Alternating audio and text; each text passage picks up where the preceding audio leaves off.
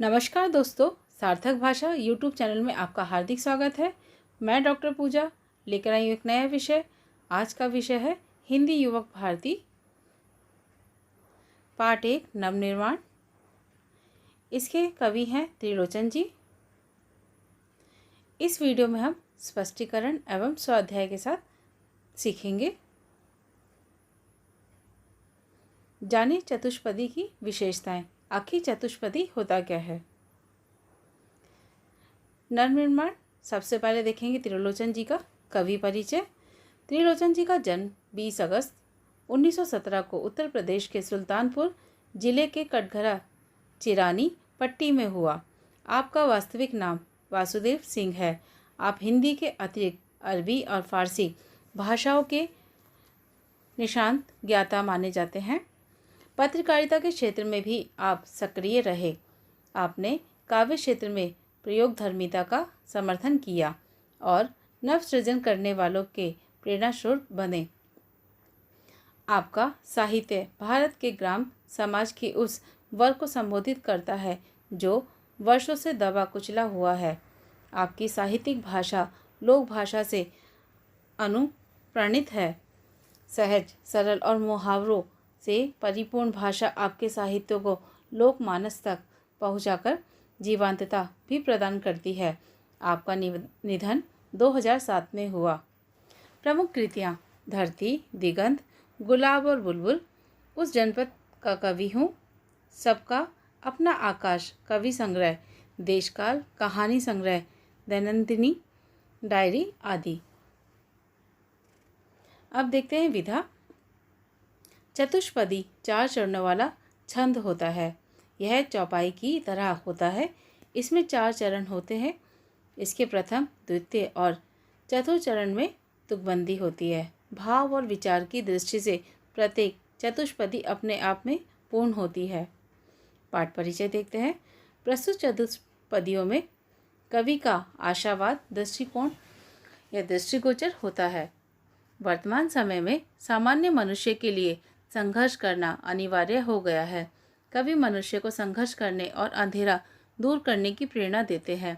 जीवन में व्याप्त अन्याय, अत्याचार, विषमता और निर्बलता पर विजय पाने के लिए कवि बल और साहस एकत्रित करने का आह्वान करते हैं। न्याय के लिए बल का प्रयोग करना समाज के उत्थान के लिए श्रेयस्कर होता है। इस सत्य से भी कवि अवगत कराते हैं। कवि का मानना है कि समाज में समानता, स्वतंत्रता तथा मानवता को स्थापित करना हमारे जीवन का उद्देश्य होना चाहिए। नवनिर्माण। चुनी हुई कविताएं संग्रह से। तुमने विश्वास दिया है मुझको, मन का उच्छ्वास दिया है मुझको, मैं इसे भूमि पर संभालूंगा, तुमने आकाश दिया है मुझको। भावार्थ देखते हैं। कवि त्रिलोचन जी इस धरा यानी धरती माँ को संबोधित करते हुए कहते हैं कि तुमने मुझे एक नया विश्वास दिया है, एक भरोसा दिया है कि अपने मन में ठंडी ठंडी या गहरी सांस लेने का सामर्थ्य मुझमें तुमने ही दिया है और कवि इसे हमेशा इस भूमि यानी धरा पर तुम्हारी ही इस धरोहर को हमेशा सुरक्षित रखेंगे, क्योंकि तुमने यह आकाश दिया है, मुझे दिया है। अर्थात हम मनुष्य इसी धरती से जुड़े हैं और यहीं से हमें अपने लक्ष्य की प्राप्ति होती है। सूत्र यह तोड़ नहीं सकते, तोड़कर जोड़ नहीं सकते, व्योम में जाएं, कहीं भी उड़ जाएं, इस धरती को या इस भूमि को छोड़ नहीं सकते।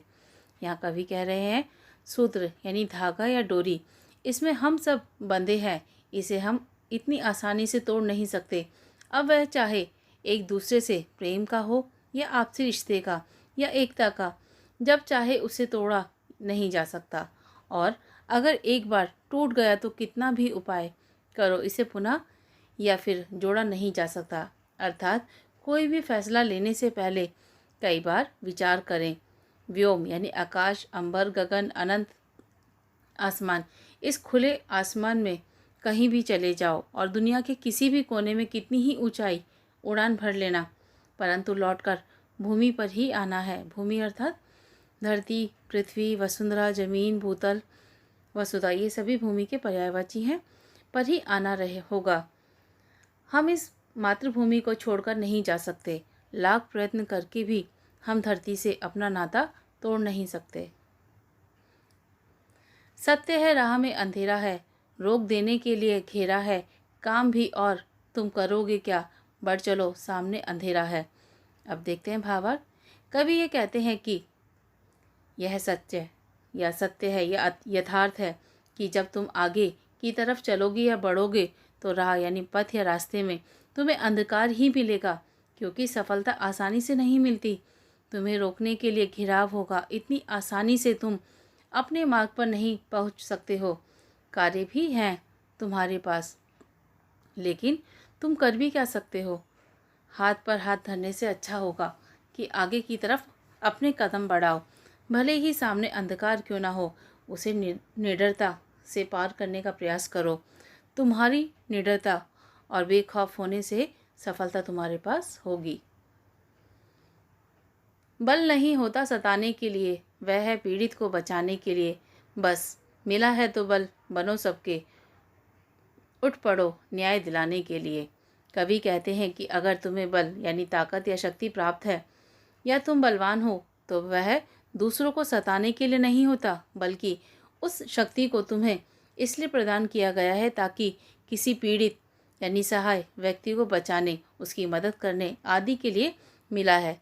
अगर तुम्हें शक्ति यानी बल या ताकत मिली है तो तुम सभी लोगों की शक्ति बनो। उठो चलो अभी सभी को न्याय दिलाने के लिए। जहाँ में अगर किसी के साथ कुछ गलत हो रहा हो तो उसकी ताकत बनो, कमजोरी नहीं। जिसको मंजिल का पता रहता है, पथ के संकट को वही सहता है। एक दिन सिद्धि के शिखर पर बैठ अपना इतिहास वही कहता है। बहुत सुंदर पंक्तियां हैं।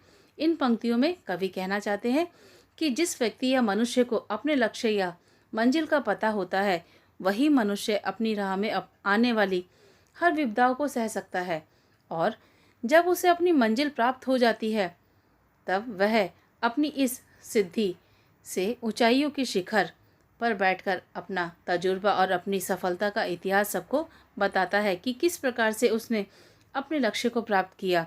जीवन में मिली सफलता और लक्ष्य की प्राप्ति उसे आसानी से प्राप्त नहीं होती।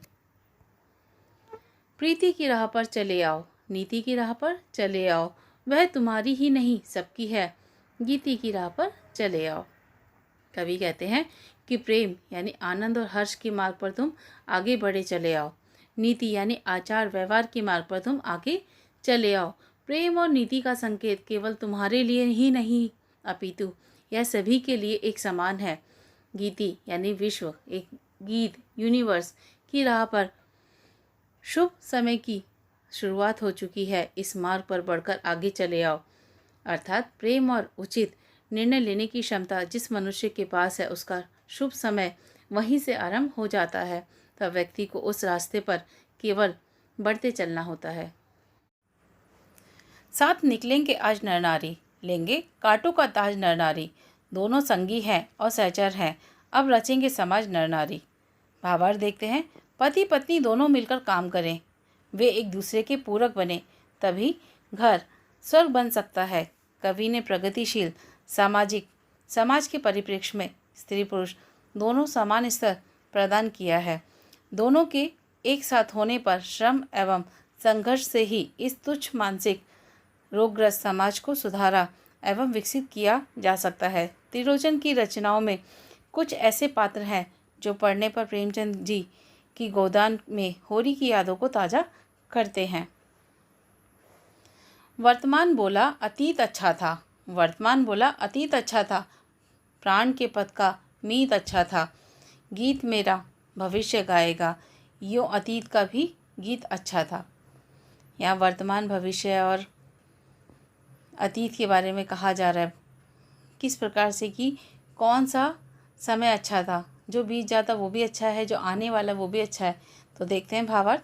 वर्तमान क्षण के यथार्थ को पूर्णतः समझ पाना तभी संभव है जब हम भूतकाल में घटित सभी बातों को एक सपना मान ले।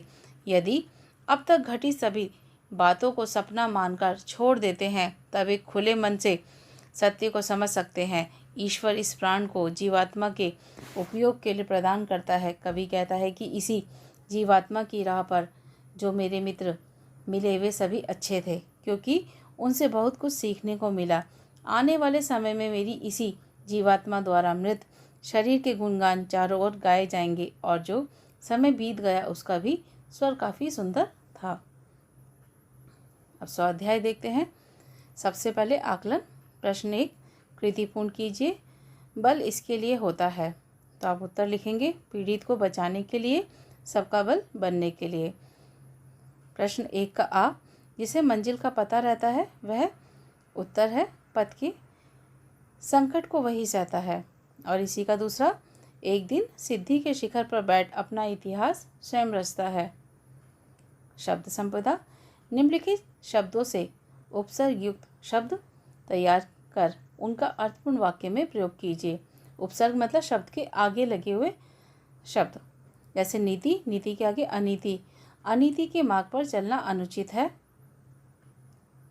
बल, सबल, मनुष्य को निर्बल नहीं अपितु सबल बनना चाहिए। अभिव्यक्ति देखते हैं। प्रश्न नंबर 3 का आ, धरती से जुड़ा रहना ही मनुष्य अपने लक्ष्य को प्राप्त कर सकता है। इस विषय पर अपना मत प्रकट कीजिए। धरती से जुड़ा रहकर ही मनुष्य अपने लक्ष्य को अभावों में भी प्राप्त कर सकता है। अभाव मतलब कमियों में, विपरीत परिस्थितियों में भी। लक्ष्य प्राप्त करने के लिए जीवन में संपन्नता का होना अनिवार्य नहीं। मनुष्य विवेकी है, वह सीमित साधनों में अपने असीमित ज्ञान, शारीरिक तथा मानसिक कौशल से विपरीत परिस्थितियों का सामना कर लक्ष्य की ओर अग्रसर होता है। मनुष्य के संघर्ष भरे जीवन में साधन और अवसर स्वयं उपलब्ध नहीं होते, बल्कि वह अपने विवेक से साधन प्राप्त करने का मार्ग बना लेता है और दुनिया के लिए मिसाल बन जाता है। देखेंगे भी प्रश्न। समाज का निर्माण और विकास नर नारी के सहयोग से ही संभव है। इस पर अपने विचार लिखिए। संपूर्ण विश्व में तकनीकी विकास के साथ साथ मनुष्य ने मानसिक विकास भी किया है। इसका जीता जागता प्रमाण है महिलाओं का शिक्षित होना।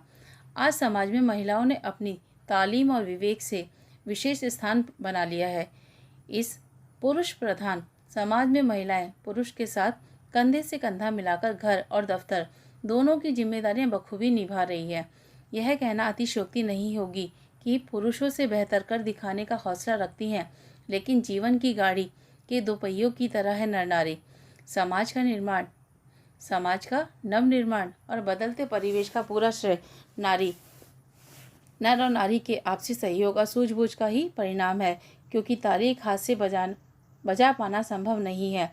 सामाजिक कुरीतियों, परंपराओं, आडंबर, ढकोसलों, असमानता आदि को समूल हटाने के लिए एक दूसरे का सहयोग अति आवश्यक है। अब देखते हैं रसास्वादन। निम्नलिखित मुद्दों के आधार पर चतुष्पदियों का रसास्वादन कीजिए। रचनाकार का नाम। नवनिर्माण कविता के कवि त्रिलोचन जी हैं। पसंद की पंक्तियाँ। निम्नलिखित पंक्तियाँ मुझे बेहद पसंद है। बल नहीं होता सताने के लिए, वह है पीड़ित को बचाने के लिए। बल मिला है तो बल बनो सबके, उठ पड़ो न्याय दिलाने के लिए। पसंद आने का कारण। कविता की उपयुक्त पंक्तियाँ।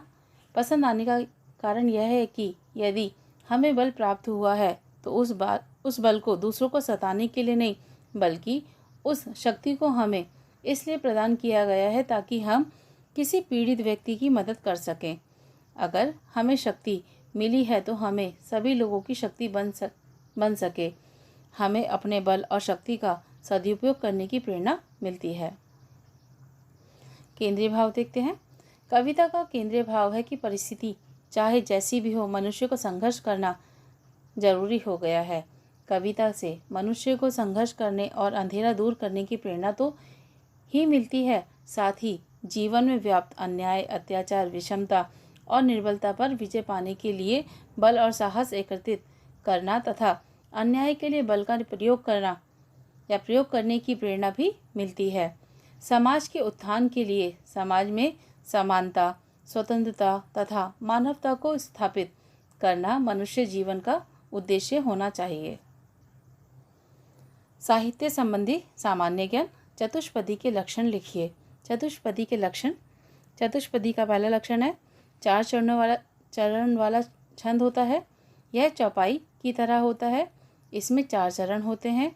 इसके प्रथम, द्वितीय और चतुर्थ यानी चौथे चरण में तुकबंदी होती है। भाव और विचार की दृष्टि से प्रत्येक चतुष्पदी अपने आप में पूर्ण होती है। प्रश्न आ देखते हैं, त्रिलोचन जी के 2 काव्य संग्रहों के नाम। तो यहाँ 2 काव्य संग्रहों के नाम दिया है, धरती और दिगंत। निम्नलिखित वाक्य शुद्ध करके लिखिए। अतिथि आए हैं, घर में सामान नहीं है। तो यहाँ पे 2 त्रुटियाँ दी गई हैं। एक है के ऊपर बिंदी आएगा क्योंकि बहुवचन है, और नहीं के ऊपर भी अनुसार आएगा। तो अतिथि आए हैं, घर में सामान नहीं है।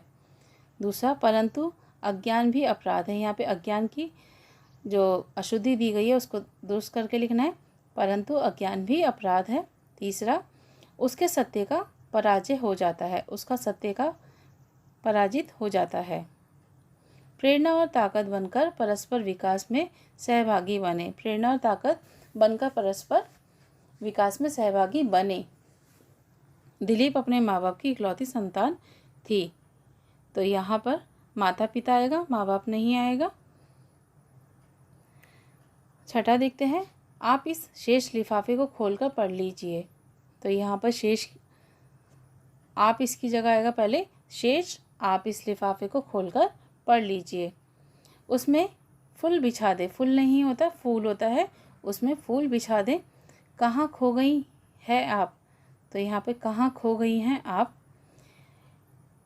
मैं सफल सूत्र संचालक के रूप में प्रसिद्ध हो गया। मैं एक यहाँ ऐसा आएगा, एक मैं नहीं आएगा।